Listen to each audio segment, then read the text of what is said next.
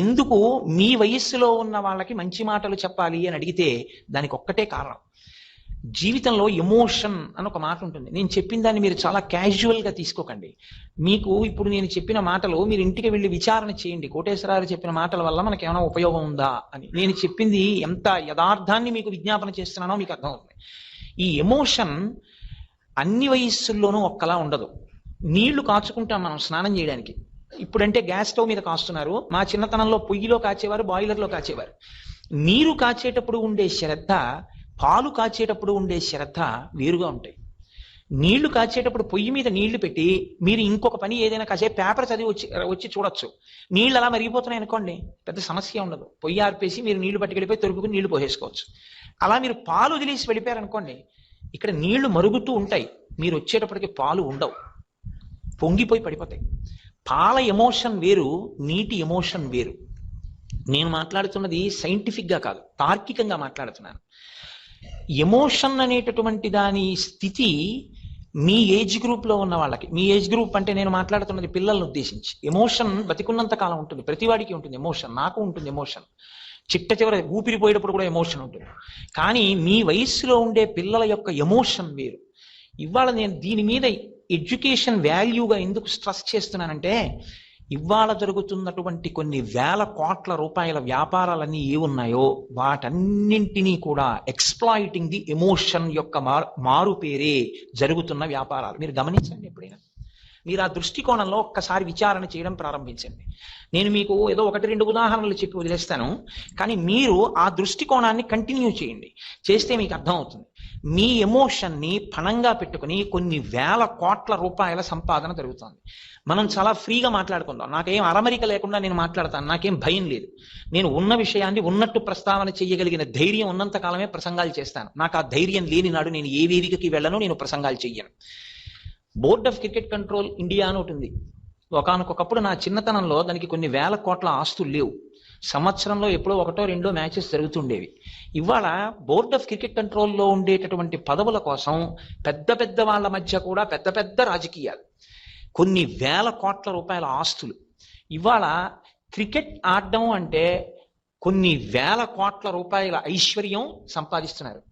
కానీ మీరు ఒక్కటి ఆలోచించండి, ఇండియాలో ఎలక్షన్స్, జనరల్ ఎలక్షన్స్ పెట్టాలి అంటే పిల్లల పరీక్షలు జరిగే కాలం ఏమైనా ఉందా అని ఆలోచిస్తారు. వెన్యూస్ ఖాళీ ఉంటాయా టైంలో, కాలేజెస్ అవి పోలింగ్ బూత్లు పెట్టడానికి ఆలోచిస్తారు. మీకు అది ఏప్రిల్ కావచ్చు, మే కావచ్చు, క్రికెట్ షెడ్యూల్ పెట్టేటప్పుడు మాత్రం మీ గురించి ఆలోచించే వాళ్ళు ఎవ్వరూ లేరు. మీరు బాగా జ్ఞాపకం పెట్టుకోండి. మీ ఎమోషన్ ఎక్స్ప్లాయిట్ అయిపోతుంది. మీకు క్రికెట్ చూడడం మీ ఎమోషన్, మీ ఎమోషన్ని అడ్డు పెట్టుకుని మీరు నాశనం అయిపోయినా ఎవ్వరికీ అక్కర్లేదు. Nobody cares for that. కావలసింది ఏమిటంటే ఉదయం నుంచి రాత్రి వరకు అలా ప్రసారం జరుగుతూనే ఉంటుంది. నేను ఈ మాట ఎందుకు చెప్తున్నానో తెలుసా అండి? నా దగ్గరికి వచ్చి ఎందరో పిల్లలు అడిగారు, క్రికెట్ చూడకుండా ఉండలేక మా జీవితాలు పాడైపోతున్నాయండి. ఒక పాప నా దగ్గరికి వచ్చి ఏడ్చిందో రోజున, మా నాన్నగారు ఎంత చిన్న ఉద్యోగస్తుడో నాకు తెలుసు, మా అమ్మగారు ఎన్ని ఆశలు పెట్టుకున్నారో నాకు తెలుసు, ఇంత కష్టపడి నన్ను చదివిస్తున్నారని నాకు తెలుసు. కానీ అంకుల్, నేను క్రికెట్ చూడకుండా ఉండలేకపోతున్నాను. క్రికెట్ చూడకుండా ఉందామని బలవంతంగా టీవీ కట్టేసినా, నేను ఒకవేళ పుస్తకం చదువుతున్నా సరే నాకు ఆ పుస్తకం మీద ధ్యాస ఉండదు. నేను చదవడం అంటే చదివేయడం అలవాటు కాబట్టి కళ్ళు చూసేస్తాయి, చదివేస్తాను, పేజెస్ తిప్పేస్తాను. నా దృష్టికోణం అంతా అందులో వన్డే ఇంటర్నేషనల్ అయితే ఫస్ట్ వచ్చే బ్యాట్స్మెన్ కొంతమంది ఉంటారు లబ్ధ ప్రతిష్ఠులు, వాళ్ళ బ్యాటింగ్ అయిపోతుందేమో, ఏమైనా ఎంత బాగానే ఆడేస్తున్నారేమో, నేను మిస్ అయిపోతున్నానేమో. ఇండివిజువల్ పెర్ఫార్మెన్స్ మీద ఉన్నటువంటి వాచింగ్ దృష్టి ఇవాళ ఒక క్రీడని క్రీడగా చూడడం మీద లేదు. ఎమోషన్ ఎక్స్ప్లాయిట్ అయిపోతుంది. మీ పరీక్షలు మీరు చదువుకోవలసిన కాలం పోతున్నాయి. మీరు అలాగే ఒక న్యూస్ పేపర్ చూడండి. నా చిన్నతనంలో నేను చదివిన న్యూస్ పేపర్ వేరు, నేను ఇప్పటికీ చదువుతున్న న్యూస్ పేపర్లో ఉండే న్యూస్ రిపోర్టింగ్ వేరు. మా చిన్నతనంలో న్యూస్ రిపోర్టింగ్ అంటే ఏది ఎక్కడ జరిగిందో అది రాసేవారు. హెడ్లైన్స్ కి ఒక ప్రాముఖ్యత ఉండేది, గౌరవం ఉండేది. రాత్రి 1 గంట వరకు హెడ్లైన్స్ కొట్టేవారు కాదు. హెడ్లైన్స్ పేపర్లో వెయ్యాలి అంటే, అలా హెడ్లైన్స్ లోకి కనపడాలంటే దానికి ఒక స్థాయి ఉండాలి. ఆ స్థాయి లేకపోతే హెడ్లైన్స్ లోకి ప్రతి అడ్డమైన వాడి పేరు తీసుకొచ్చి హెడ్లైన్స్ లోకి వేయడం పేపర్స్ కి అగౌరవం, వేసేవారు కాదు.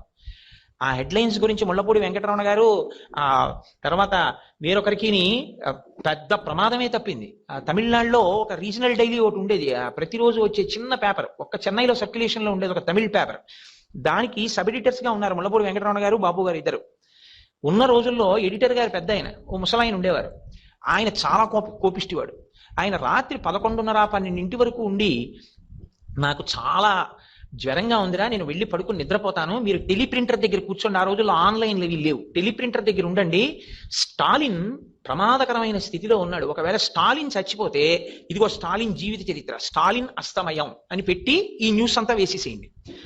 ఒకవేళ స్టాలిన్ చచ్చిపోకపోతే 2 గంటల లోపల ఈ న్యూస్ హెడ్లైన్స్ కింద వేయండి. ఇప్పటి వరకు వచ్చిన వాటిల్లో ఇదే వైటల్ న్యూస్ అని చెప్పి హెడ్లైన్స్ కి ఇచ్చి ఆయన వెళ్ళి పడుకున్నాడు. ఈ పిల్లలిద్దరూ కూర్చున్నారు టెలిప్రింటర్ ముందు. 1:45 ఆ టైం అవుతోంది, స్టాలిన్ చచ్చిపోయినట్టు వార్త ఏం రాలేదు. కాబట్టి మనం ఏదో ఇంకో హెడ్లైన్స్ వేసేద్దాం అనుకున్నారు. స్టాలిన్ వెంట ఇంటూ కోమా అని వచ్చింది. ఇద్దరు పిల్లలకి తెలియదు కోమా అంటే ఏమిటో. స్టాలిన్ వెంట ఇంటూ కోమా అంటే ఏమిట్రా అని అడిగాడు ముళ్ళపూడి వెంకటరమణ గారు. అంటే నాకు తెలియదు, వెంట ఇంటూ కోమా అంటే ఏమిట్రా, కామాలాగా అదేమిటి అని అడిగిన. అంటే కాసేపు ఆగిద్దరు చర్చించుకుని ఎడిటర్ గారిని లేపుదామని అడిగితే ఆయన నిద్రపోతున్నారు. మహాకోపిష్టి, లేపితే దెబ్బలాడతాడు. వెంటింటూ కోమా అంటే వాళ్ళు ఏం ఊహించారంటే ఆయన స్వర్గలోకములోకి ప్రవేశించాడు అని చెప్పుకుంటారు. బహుశా మన వాళ్ళు దివంగతుడయ్యాడు, ఊర్ధలోకములలోకి వెళ్ళిపోయాడు అంటారు కదా, అందుకని కోమా అంటే బహుశా ఊర్ధలోకములలోకి వెళ్ళిపోయినట్టు. సో కొట్టేయండి అన్నారు. స్టాలిన్ అస్తమయం కొట్టి స్టాలిన్ జీవితం వేసేశారు. వేసేసి పేపర్ రిలీజ్ అయిపోయింది మర్నాడు. ప్రతి ఇంటి ముందు వేసేశారు పేపర్ని. హిందూ ఆ రోజుల్లో లీడింగ్ న్యూస్ పేపర్, అప్పటికంటే ఇప్పటికీ కూడా. చిత్రం ఏమైందంటే తెల్లవారకట్ట అందరూ తలుపులు తీసి పేపర్ తీసుకుని న్యూస్ తీశారు. చీఫ్ మినిస్టర్ కూడా అన్ని పేపర్స్ పెడతాయి పొద్దున్న ప్రెస్ రిపోర్టింగ్ లో ఉంటాడు, ఒక ఈ ప్రెస్ రిలేషన్స్ చూసి ఆయన. ఏమంటే ఈ పేపర్ ఒక్కటే వేసిందంటే స్టాలిన్ అస్తమయం అని ఎవరూ వేయలేదు అన్నారు. చీఫ్ మినిస్టర్ తెల్లబోయి ఒక చిన్న లోకల్ న్యూస్ పేపర్ స్టాలిన్ అస్తమయం వేస్తే హిందూ పేపర్ లాంటి పేపర్ కూడా వేయలేదు. ఏం ఆశ్చర్యం, ఇది ఎలా వేయగలిగాడని చెప్పేసి వాళ్ళు ఫోన్ చేసి అందరూ ఈయనకి కంగ్రాట్స్ చెప్పడం మొదలుపెట్టారు ఎడిటర్ గారికి. ఏ న్యూస్ పేపర్ సాధించిన విషయాన్ని మీ వాళ్ళు సాధించారా, ఎంత గొప్ప విషయం, ఎలా వేశారా హెడ్లైన్స్ అని. ఈయనకి 102 జ్వరం 105 అయిపోయింది. ఎవరు వేయలేదు, మనం వేసామంటే అసలు చచ్చిపోయాడా ఈయన అని. ఆయన గబగబా ముళ్ళపూడి వెంకటరమణ గారిని పిలిచి అడిగాడు, ఏమయ్యా ఎలా వేశారు, ఎన్నింటికి వచ్చింది న్యూస్ అని. మీరు 2 గంటల వరకు చూడమన్నారు కదండి, 1:45కి స్టాలిన్ వెంటింటూ కోమా అని వచ్చింది, వేసేసామని అన్నారు. ఆయన హతాశుడైపోయాడు. ఎంత పనిచేశారా అని. అసలు స్టాలిన్ పొజిషన్ ఏమిటో ఎంక్వైరీ చేద్దామని ఫోన్ చేశాడు.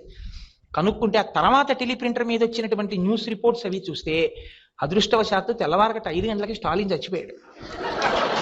అయితే ఆ ఎడిటర్ గారు ఆ విషయం ఎవరికి చెప్పలేదు. అప్పుడు తెల్లవారుజామున 5 గంటలకి స్టాలిన్ చచ్చిపోతే 5:15కి చచ్చిపోయిన విషయంతో పేపర్ ఇంటికి వచ్చేసింది. ఎలా వచ్చింది అన్నది $1 మిలియన్ క్వశ్చన్, ఎవరికి తెలియదు. ఒకప్పుడు నేను ఇంతకీ ఈ విషయాన్ని ఎందుకు మనవి చేశాను అంటే, న్యూస్ రిపోర్టింగ్ అంటే అంత జాగ్రత్తగా ఉండేది. ఇప్పుడు న్యూస్ రిపోర్టింగ్ అంటే న్యూస్ పేపర్స్ లో ఎలా ఉంటుందంటే, మనకి ఎమోషన్ క్రియేట్ చేస్తాడు. వాడు వీధి గోండా చచ్చిపోయినా సరే, 10 హత్యలు చేసిన వాడు చచ్చిపోయినా సరే, ఓ పనికి మాలిన వాడు చచ్చిపోయినా సరే, వాడి గురించి తెలిసి ఉన్నట్టుగా బాలమురళీకృష్ణ గారి గురించి ఎక్కడ వేరు. బాలమురళీకృష్ణ గారు స్వయంగా ఏడ్చాడు. నాకు ఎప్పుడైనా తెలుగుదేశంలో నేను ఒక చోట తెలుగుదేశం అంటే నా ఉద్దేశం ఆంధ్రదేశం అని, తెలుగు మాట్లాడుకునేటటువంటి ప్రాంతాల్లో నేను వచ్చి కచేరీ చేస్తే ఆ బాలమురళీకృష్ణ కచేరీలో ఈ గొప్ప విషయాలు ఉన్నాయని పేపర్లో మొదటి పేజీలో కనపడుతుందేమోనని నా జీవితంలో కోరిక. జిల్లా ఎడిషన్లో ఎక్కడో ఒక మూల ఓ చిన్నది బాలమురళీకృష్ణ కచేరీ అని వేస్తారు. ఒకప్పటి న్యూస్ పేపర్ రిపోర్టింగ్ కి ఇప్పటి న్యూస్ పేపర్ రిపోర్టింగ్ కి సంబంధం లేదు. అవి ఎమోషన్ తోటే చెలగాటం. టెలివిజన్ ఎమోషన్తో చెలగాటం, సినిమా ఎమోషన్తో చెలగాటం. మీరు ఆలోచించండి, ఎమోషన్ని అడ్డు పెట్టుకుని దీపం ఉండగా ఇల్లు చక్క పెట్టుకున్నట్టు ఎవరికి వాళ్ళు ఎంతసేపు మనకి యువకుల్లో ఎమోషన్ మన వైపు ఉంది అన్నది చూసుకొని దాన్ని బట్టి ఎన్రిచ్మెంట్ ప్లాన్ చేసుకుంటున్నటువంటి రోజులు. ఇంతగా మీ ఎమోషన్ ఎక్స్ప్లాయిట్ అయిపోతే ఎడ్యుకేషన్ వల్ల వచ్చేటటువంటి మొట్టమొదటి వాల్యూ ఏమిటో తెలుసా అండి? Self restraint. తెలుసుకోవడం అన్న మాటకి ఎడ్యుకేషన్కి అర్థం ఏంటంటే, మీరు ప్రాక్టికల్గా సైంటిఫిక్ డెవలప్మెంట్ని ఆప్ చేయలేరు. ఒక టెలివిజన్ ఉంది, 130 ఛానల్స్ వస్తాయి. మిమ్మల్ని పరమ ఉద్రేకపరచగలిగినవి, మీ జీవితాన్ని తప్పుత్రోవ వైపు తీసుకెళ్లిపోగలిగినవి కూడా నిర్లజ్జగా ప్రసారం అయిపోతున్నాయి. అందరూ నిద్రపోతున్న వేళలో మీ భావాల్ని పాడు చేయగలిగిన నేరాలు ఘోరాలు కూడా వస్తాయి. మీరు నేరాలు ఘోరాలు ఆప్ చేస్తారా? మీరు టెలివిజన్లో వస్తున్నటువంటి పరమ భయంకరమై మీ జీవితాన్ని చెడు త్రోవ వైపుకి తీసుకెళ్లిపోగలిగిన ఒక ఛానల్ ప్రసారాన్ని ఆప్ చేస్తారా? మీరు సెల్ ఫోన్ కొనుక్కుంటే మీ సెల్ ఫోన్లోకి సర్వీస్ మెసేజెస్ అని డౌన్లోడ్ సో అండ్ సో అని చెప్పి వస్తుంటాయి. నా సెల్ ఫోన్కి వస్తాయి. నేను సిగ్గుపడుతుంటాను ఆ మెసేజెస్ చూసి.